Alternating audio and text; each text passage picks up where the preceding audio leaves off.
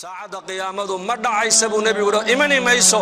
ilaa ka hor aad aragtaan 10 calaamadood buu nabigu yiri calayhi salaatu wassalaam 10 ka calaamadood waa calaamatul kubra ayaa la yiraahdaa laakiin waxa jira ashraad saaca wax la yiraahdo calaamaatu sughra iyo kuwa la arkay maanta hadii la tiriyana maanta magaalo walba waa laga helayaa calaamaatu sughra laakiin nabigu saxaabada xadiiska wuxuu ugu sheegay saacada qiyaamadu inaynan dhici doonin ilaa aad aragtaan ama adduunyada dusheeda lagu arko 10 calaamadood buu nabigu inuu yiri calayhi salaatu wassalaam saacada qiyaamadu ma dhacaysa buu nabigu yiri iimaan mayso ilaa ka hor aad aragtaan 10 calaamadood buu nabigu yiri calayhi salaatu wassalaam 10 ka calaamadood waa calaamatul kubra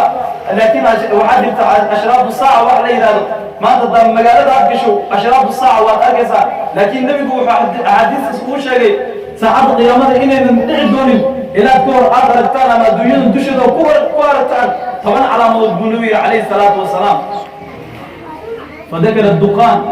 والدجال والدابة ونزول عيسى بن مريم وطلوع الشمس من مغربها وخروج يأجوج ومأجوج وثلاثة خسوف قصف في المشرق وقصف في المغرب وقصف في جزيرة عرب وآخر ذلك نار تخرج من بعد عرب تحشر الناس إلى محشرهم بالنبي عليه الصلاة والسلام وعرسوكيني عليه الصلاة والسلام ساعات قيامه مبعثه إلى كور هذا التام فمن على بالنبي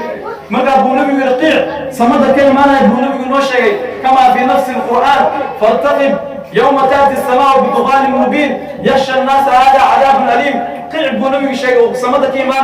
ويقول النبي نوشي الدجال بونبي نوشي والدنيا بقعتكم ما تعرف إلا دجال ومريا ضدك وعقد على العناية ربك أسجد ضدك أوتينويا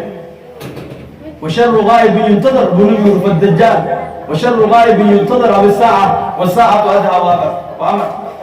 الدجال بنبي شيخ عليه الصلاة والسلام منه الدنيا ظلماء صحابة الرسول رضوان الله عليهم أجمعين كل أمر بقول وصل قول وعيك شيء سنين دجال إنه يمان دون بان قيامها ما تنم حاجة شيء سنين حنو ير وإله نوصل درو كورونا فيروس لينا لغد القف بسكوي ما تبغى شيء سنين وحنون